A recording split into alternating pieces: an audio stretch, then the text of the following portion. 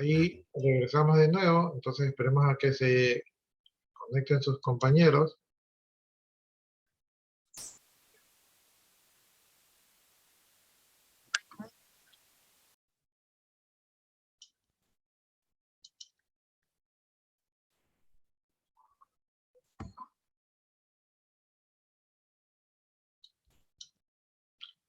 Ahí están llegando.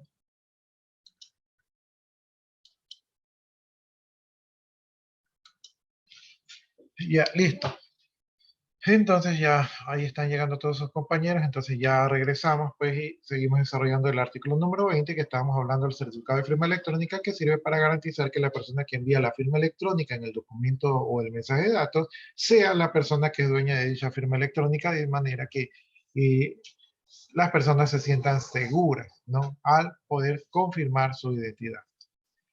Artículo número 21. Marcos Aroca, él creo que recién ingresó. Déjenme ver si le he puesto asistencia a Marcos Aroca. Aroca, sí, sí tenía asistencia.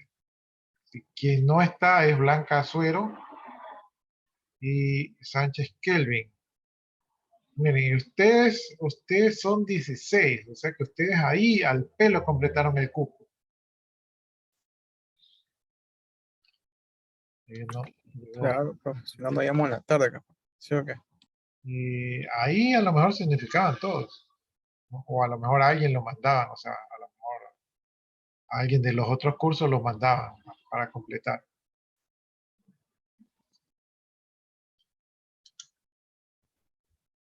Ahora, déjenme ver. Ya, si se fue mi curso de la tarde, si se fue mi curso de la tarde, quiere decir que, ¿qué curso me darán a mí? Pues, ¿no? Interesante. Bueno, estamos desarrollando el artículo 21. El artículo 21 habla del uso del certificado de firma electrónica.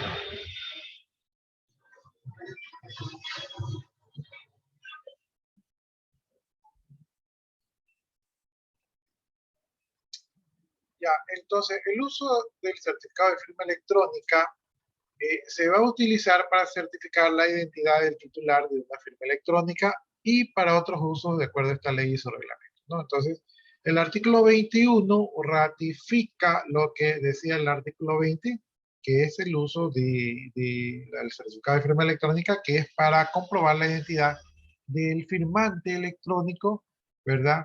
Eh, con su firma. De esta manera, pues, no hay duda. Ya, entonces el artículo 20 certifica la vinculación de la firma electrónica con la persona y el artículo 21 indica cuál es la utilización del certificado de firma electrónica, que es el mismo que el número 20, ¿no?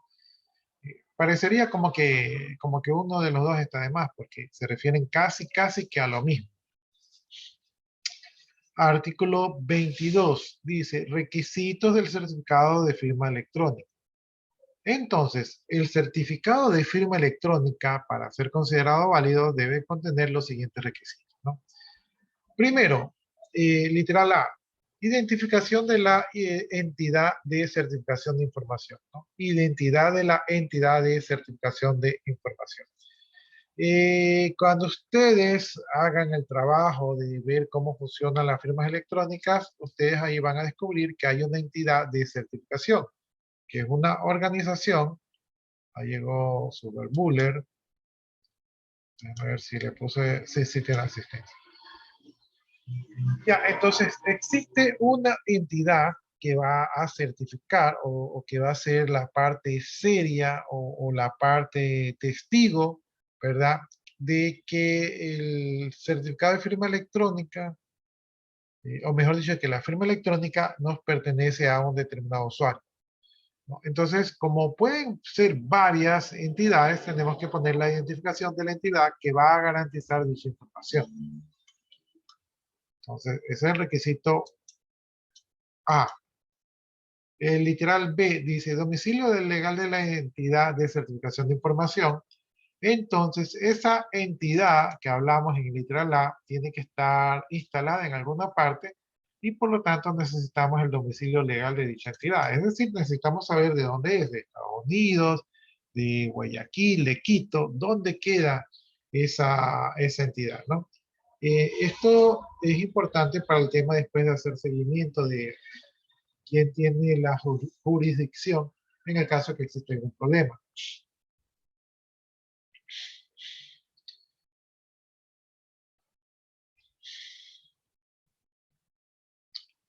Ya, literal C dice los datos del titular del certificado que permitan su ubicación e identificación. Entonces, como yo soy el usuario que está pidiendo un certificado de firma electrónica, yo como titular pues tengo que indicar dónde es mi ubicación y cuál es mi identificación, ¿no? Entonces tengo que identificarme y tengo que indicar dónde estoy viviendo para realizar este trámite. D dice el método de verificación de la firma electrónica del titular certificado. Entonces dice método de verificación de la firma del titular del certificado, ¿no? Entonces tengo que incluir con qué método se va a verificar mi firma electrónica.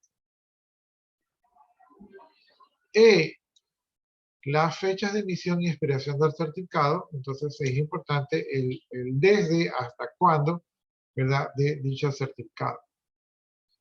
F, el número único de serie que identifica el certificado. Entonces aquí ya estamos, digamos, identificando, ¿verdad?, de manera única cuál es el número de certificado. G, la firma electrónica de la entidad de certificación de información. La entidad de certificación de información también tiene su propia firma electrónica para validar sus propios documentos. Entonces necesitamos la firma de esa entidad. H, las limitaciones o restricciones para los usos del certificado. Los certificados podrían tener algún tipo de restricción o de limitación, entonces esto tiene que estar claro al momento que estamos sacando dichos certificados. Si no lo dejamos claro, se entiende que estamos aceptando cualquier, uso de dichos certificados, ¿no? Entonces tenemos que ser claros para qué sí y para qué no se utiliza. Y literal y dice los demás señalados en esta ley y reglamento, ¿no? Entonces, estos son los requisitos para obtener dicho certificado de firma electrónica. No son tan complicados, ¿verdad? No se ve algo tan complicado. Bien, artículo 23 dice, duración del certificado de firma electrónica. El texto dice lo siguiente, salvo acuerdo contractual, el plazo de validez de los certificados de firma electrónica será establecido en el reglamento de esta ley, ¿no? Entonces, si no hay ninguna objeción, esta ley va a definir la duración de estos certificados. Yo, de lo que recuerdo, ¿verdad? No recuerdo dónde indica cuál es la duración. Pensaría que la duración del certificado es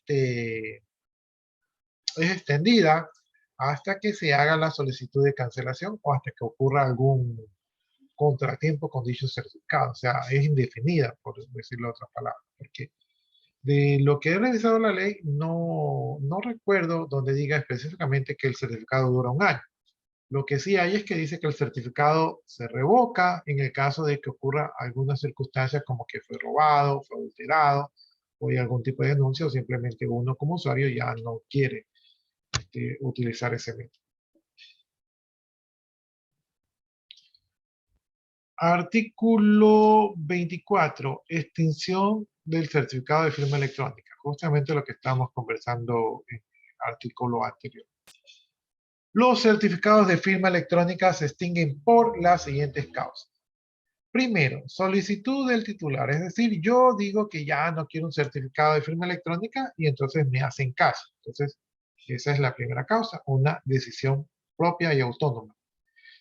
Literal B, extinción de la firma electrónica, de conformidad con lo establecido en el artículo 19 de esta ley. Entonces, si se extingue la firma electrónica, déjenme ver el artículo 19.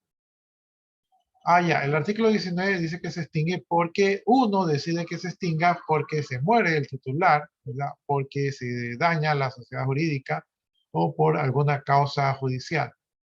Entonces, ahora sí, ya refrescamos. Entonces, ahí están las causas para suspender el certificado de firma electrónica, ¿no?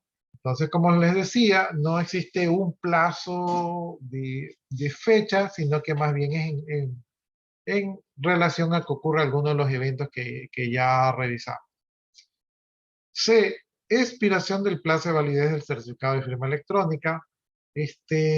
Los certificados suelen tener una validez y esta validez pues a veces caduca, ¿no? Por A, B, Z motivos, ¿no? O sea, nada puede ser eterno porque si algo es eterno, entonces es propenso a ser plagiado o copiado. Entonces, una manera de mantener la seguridad es ir quitando la validez de los certificados una vez que han cumplido un tiempo prudencial, que generalmente es un tiempo que se estima que no pueden ser vulnerados. Bien, dice, completa el artículo 24 con el siguiente texto. La extinción del certificado de firma electrónica se producirá desde el momento de su comunicación a la entidad de certificación de información.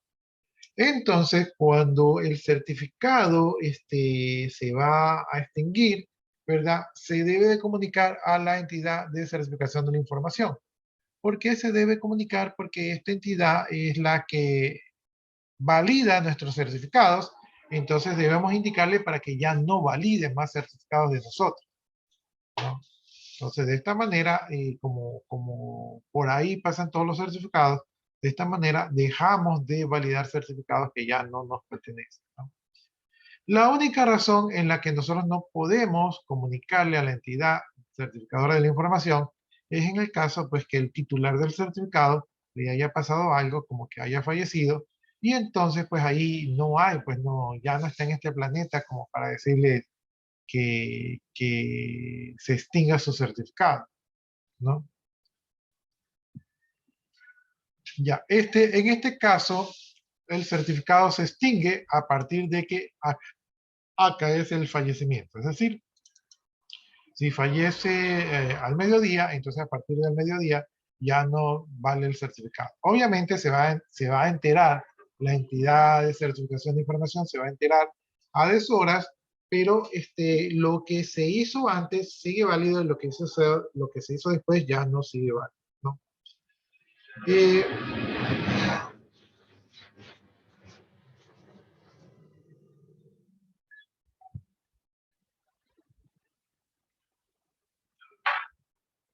Si una persona está secuestrada o desaparecida, ¿verdad? Entonces el certificado se extingue a partir de la denuncia a las autoridades competentes, ¿no?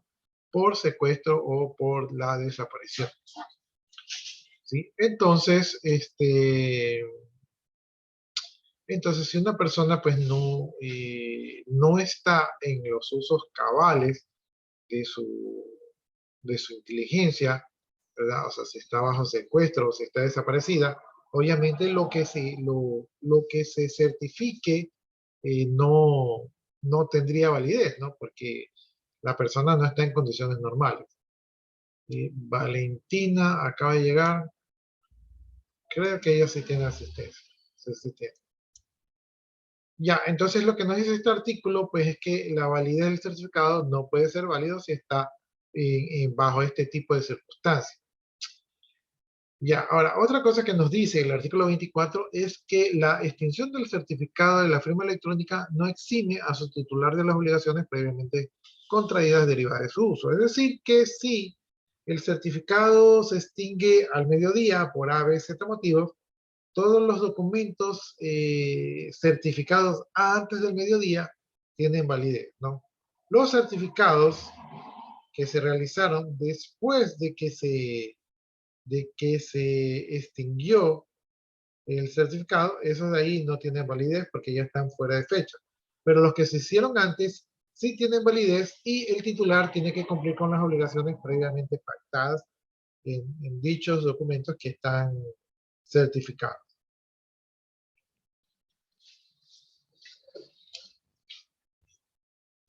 Ya, entonces esto es lo que respecta al artículo 24, eh, donde nos explica más o menos cuándo se extingue el certificado, bajo qué causas, ¿verdad? Cuándo no sería válido, y también nos indica pues que lo que se hizo cuando estaba activo es válido, y lo que se hizo cuando está extinto pues ya no es válido.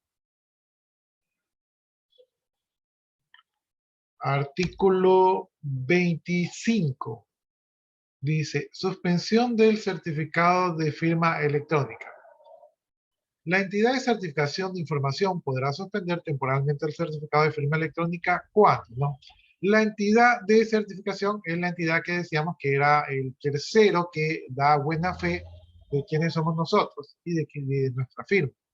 Entonces, esa entidad puede suspendernos, o sea, puede decir, ¿sabes qué? Yo estaba validando que tu firma vale con un certificado de firma electrónica, pero hemos detectado algo que ya no podemos garantizarlo porque podemos causar el prejuicio, ¿sí?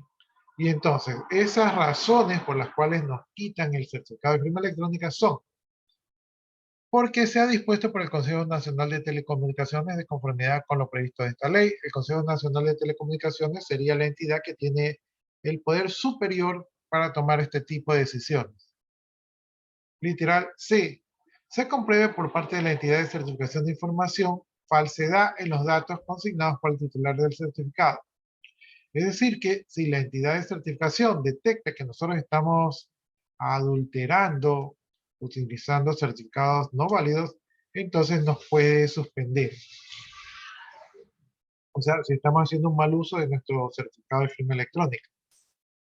Literal C dice, se produzca el incumplimiento del contrato celebrado entre la entidad de certificación de información y el titular de la firma electrónica, ¿no? Por ejemplo, me dan algunas instrucciones, yo de necio no quiero seguir las instrucciones porque no me parece, entonces ahí ya no estoy cumpliendo con lo que celebra el contrato, ¿no? Entonces, si no cumplo lo que dice el contrato, me pueden sancionar. Y recordemos que la mayoría de estas firmas electrónicas se utiliza para procesos gubernamentales, ¿no? Entonces, podemos salir afectados ahí. La suspensión temporal dispuesta por la entidad de certificación de información deberá ser inmediatamente notificada al titular del certificado y al organismo de control. Dicha notificación deberá señalar las causas de suspensión, ¿no? Entonces, cuando me suspenden mi firma electrónica de manera temporal, la entidad de certificación tiene que llamarme y decirme, tu firma está suspendida. Si no lo hace, corro yo el riesgo, yo como usuario, de seguir firmando documentos, de seguir creyendo que mi certificado de firma electrónica es válido, pero y puedo seguir generando documentos y esos documentos podrían no tener validez legal. Para evitar eso de allí, la entidad de certificación es la encargada de llamarme y de decirme que ya no cuento con dicho servicio, ¿sí? Y tiene que indicarme también por qué no cuento con dicho servicio. ¿Qué pasó? Entonces tiene que darme la razón. O sea, no puede decir, ya no tienes el servicio y ya, sino que tiene que decirme, mira, ocurrió que te han puesto una denuncia y hasta que se compruebe lo contrario, pues te van a quitar el servicio.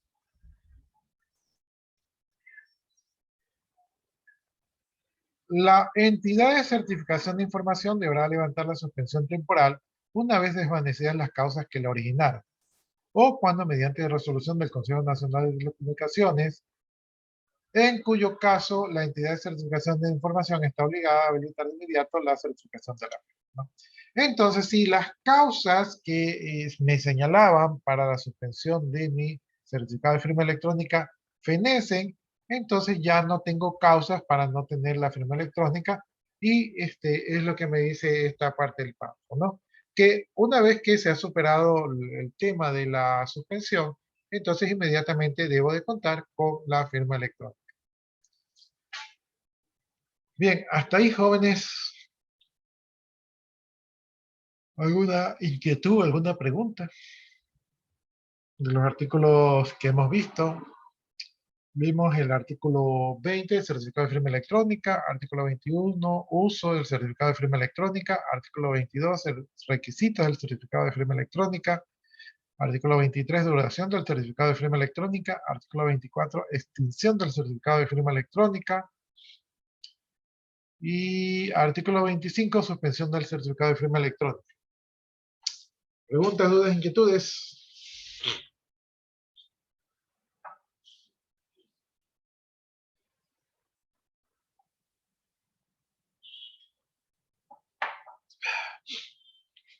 Saben que ando tapado la nariz, no puedo respirar bien porque tengo la nariz tapada.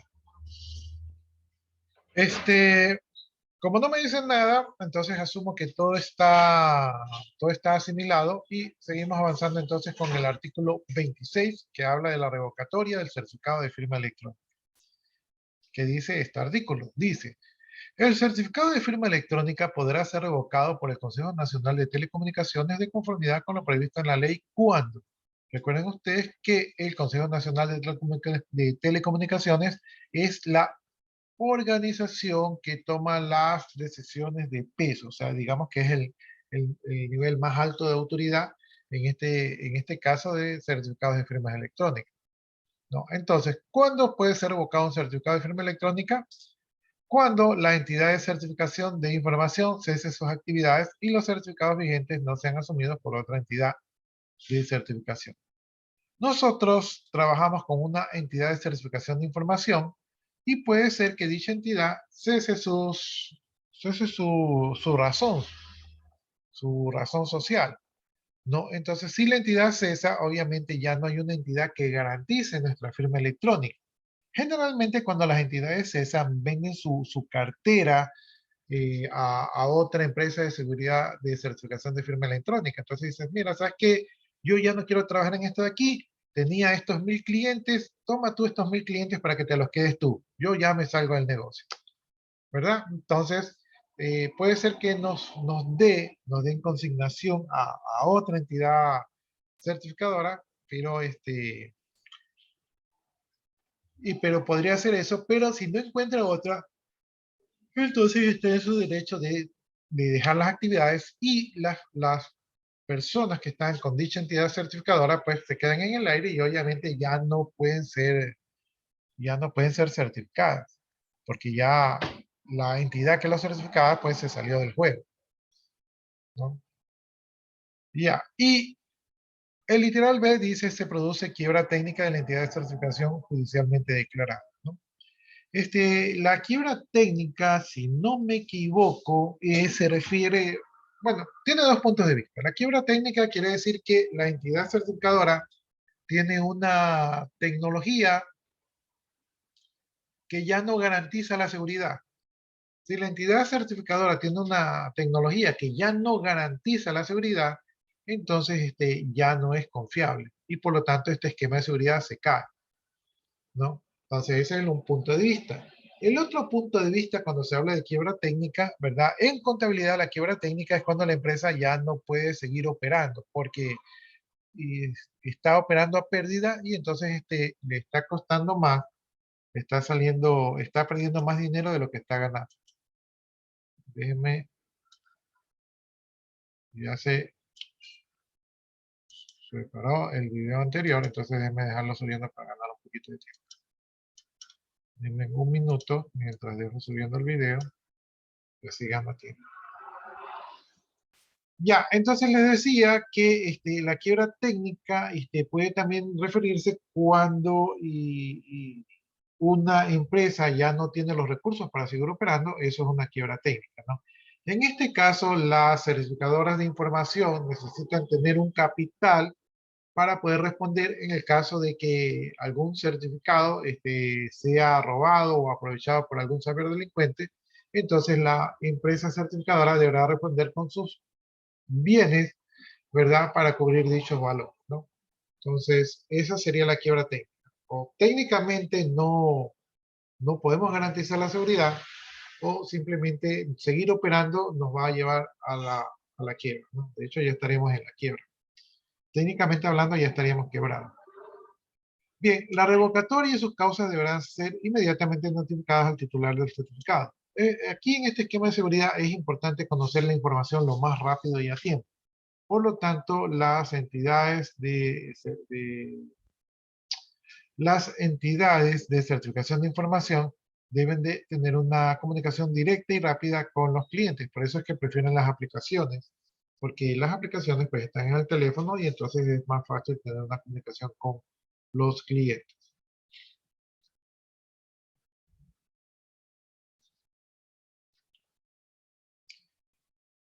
Ya, seguimos avanzando.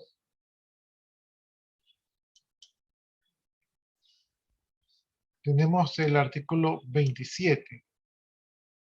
Dice lo siguiente: tanto la suspensión temporal como la revocatoria surtirán efectos desde el momento de su comunicación con relación al titular y respecto de terceros, desde el momento de su publicación, que deberá efectuarse de forma que se establezca en el respectivo reglamento y no exime al titular del certificado de firma electrónica de las obligaciones previamente contraídas derivadas de su uso. Entonces, si se suspende o se revoca el certificado de firma electrónica, ¿verdad? De todas maneras, las obligaciones contraídas con dicho certificado tienen que ser honradas. ¿Sí? Por lo tanto, si antes de la anulación hubieron compromisos, estos compromisos deben de respetarse. Eso es lo que nos dice el artículo 27.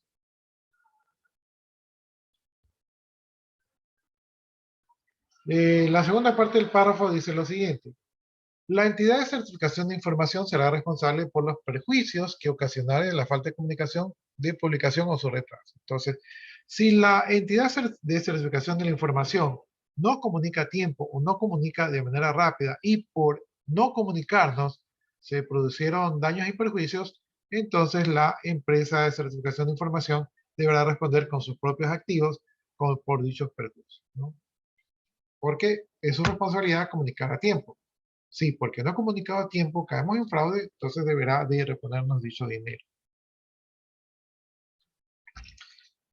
Artículo 28, reconocimiento internacional de los certificados de firma electrónica.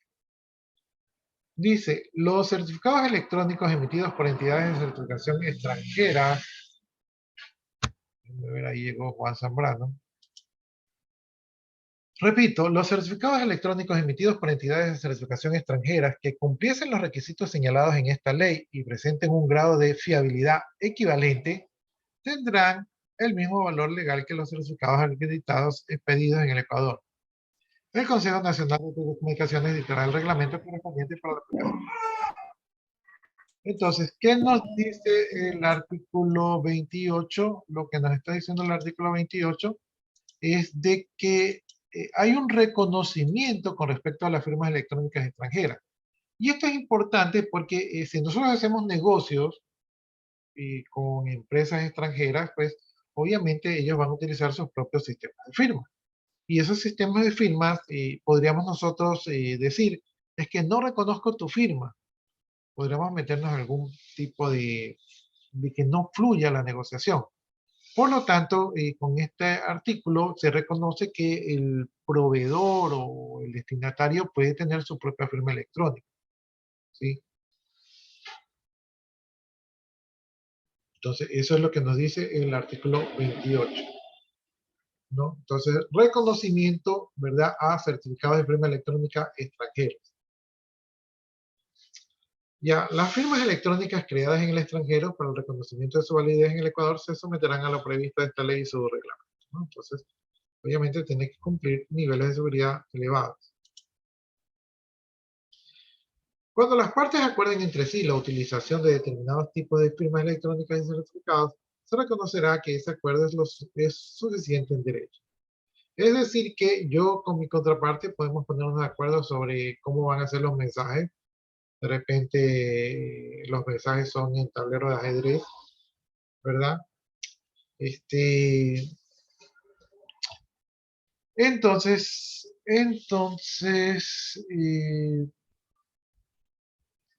los tipos de firmas serán reconocidos, ¿no?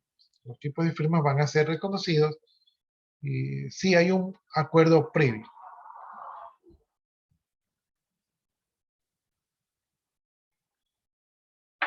Bien, ya me salió el mensajito que nos quedan 10 minutos.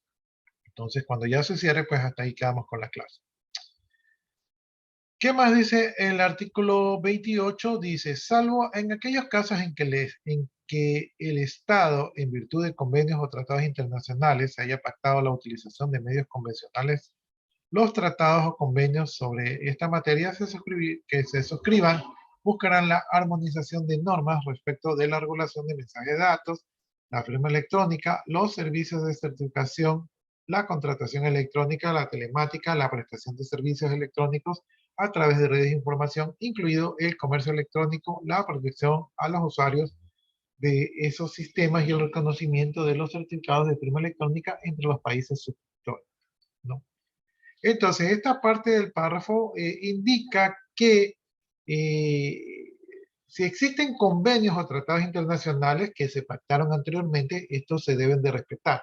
En esos tratados convenios se habla, por ejemplo, de firma con pluma, ¿verdad? Entonces, si exigen firma con pluma en estos tratados, pues se hace lo que indica el tratado.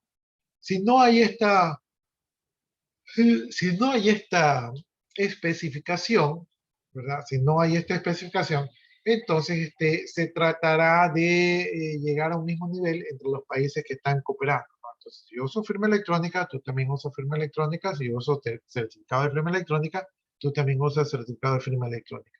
Si yo firmo electrónicamente y no manual, tú también firmas electrónicamente y no manual. Entonces, se busca estar de acuerdo para poder cerrar todos los compromisos entre los interesados en este negocio, ¿no? En el proceso de negocio, porque generalmente todo esto aquí tiene que ver con acuerdos comerciales, ¿no? Con negocios. Entonces, es ahí donde más se explota este tipo de, este tipo de firma electrónica. Bien. No sé si hasta ahí nos quedan 7 minutos, no sé si hasta ahí tienen alguna duda, inquietud o algún aporte, no sé. Recuerden ustedes que nos quedan 2 semanas y también está pendiente el tema de la participación en clase también.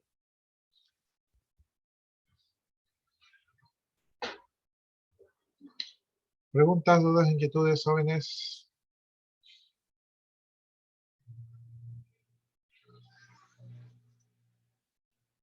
Ninguna, profe. Ya, entonces voy a avanzar a un artículo más porque todavía tenemos algo de tiempo. Vamos al capítulo número 3 de las entidades de certificación de información. Entonces aquí vamos a hablar expresamente de las entidades, ¿no? Anteriormente hablamos de los certificados de firma electrónica, ahora vamos a hablar de las entidades. Artículo 29, entidades de certificación de información. Son las empresas unipersonales o personas jurídicas que emiten certificados de firma electrónica y que pueden prestar otros servicios relacionados con la firma electrónica autorizados por el Consejo Nacional de Telecomunicaciones, según lo dispuesto en esta ley y reglamento que deberá expedir el presidente de la República. Entonces, estas entidades de certificación de información son autorizadas por el Consejo Nacional de Telecomunicaciones y tienen su propia ley y reglamento normativo, ¿sí? Que deben de cumplir. Entonces, no son improvisadas. Artículo 30 dice, obligaciones de las entidades de certificación de información acreditadas. ¿No? Ahí se fue eso con bostezo. Ya, repito, artículo 30, obligaciones de las entidades de certificación de información acreditadas. Son obligaciones de las entidades de certificación de información acreditadas las siguientes. Primero, encontrarse legalmente constituidas y registradas en el Consejo Nacional de Telecomunicaciones. Y obviamente es lo primero, tienen que ser legales ya que van a legalizar documentos. Entonces, ¿cómo? Tiene que ser legales. No puede ser una empresa que no sea legal que esté legalizando documentos, ¿no? Y como les decía, el Consejo Nacional de Telecomunicaciones es la entidad que las organiza, entonces es la entidad que está encima de ellos. Segundo, demostrar solvencia técnica, logística, financiera para prestar servicios a sus usuarios. Tiene que demostrar tener la técnica, es decir, poder garantizar la seguridad de los certificados de firmas electrónicas tiene que tener logística, obviamente tiene que permitir que la gente consulte dichos certificados, ¿verdad? Entonces tiene que tener un sitio, unos servidores, ¿verdad? Unas conexiones a internet para poder ofrecer eso. Tiene que financieramente, tiene que tener dinero para poder prestar los servicios a los usuarios, porque como yo les indicaba, a veces puede ser que se deba de revisar la mercadería, pagar valores, entonces tiene que haber dinero ahí. Literal G, garantizar las prestaciones permanentes, inmediatas, confidenciales, oportunas y seguras del servicio de certificación de información. Entonces, esta entidad que quiere trabajar certificando certificados de firmas electrónicas tiene que poder responder a estas solicitudes de manera permanente, o sea, 24/7, inmediata, o sea, rápidamente, confidencial, es decir, que no, su información no va a ser robada, oportuna y segura, ¿no? Entonces, tiene que tener un buen esquema de seguridad para poder brindar el servicio de certificación de firma de información. Ya, entonces, tienen que poder garantizar esto de aquí. Dice, D, mantener el sistema de respaldo de información relativa a los certificados. Como es una entidad que va a manejar información digital importantísima, entonces tiene que tener un esquema de respaldo. No va a ser como, no es una entidad que tiene esa información y dice, no me va a pasar nada. No, tiene que mantener un sistema de respaldo para poder confiar en dicha institución. Profe, y ese respaldo que lo hacen en la nube. Ya anteriormente vimos, ¿verdad?, que la ley nos indica que podemos utilizar servicios de terceros. Si estos servicios de terceros nos garantizan la seguridad. Entonces, lo más seguro hoy en día es tener respaldo en la nube. ¿Por qué? Porque son servidores esos servidores son servidores que están en centros de cómputos, debidamente protegidos, con parches, con antivirus, con encriptación, con todo. Entonces, va a estar más seguro que en nuestras manos. Entonces, utilizar servicios en la nube es algo correcto, digamos así, ¿no? Ya, listo, jóvenes. Entonces, miren, ya estamos sobre la hora, ¿verdad? Ya nos quedan también solamente 2 minutos. Entonces, nos vamos a quedar por allí, ¿verdad? Ya hoy día tuvimos bastante información por hoy. Sí, nos quedamos por ahí, jóvenes. De mi parte, pues creo que el día de mañana, creo que tenemos clase con ustedes, ¿no? Profe, mañana. Ya, entonces, Ingeniero, dígame. sí me puso la asistencia, buenas noches. David Herrera, creo que sí le puse.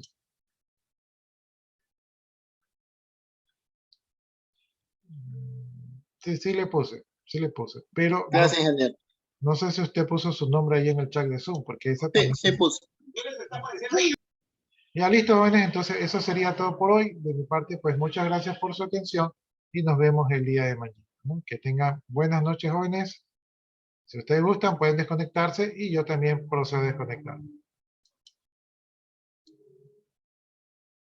¿Listo? Procedo a desconectarme, jóvenes. Buenas noches nuevamente. Listo, profe. Listo, profe, buenas noches. Buenas, jóvenes.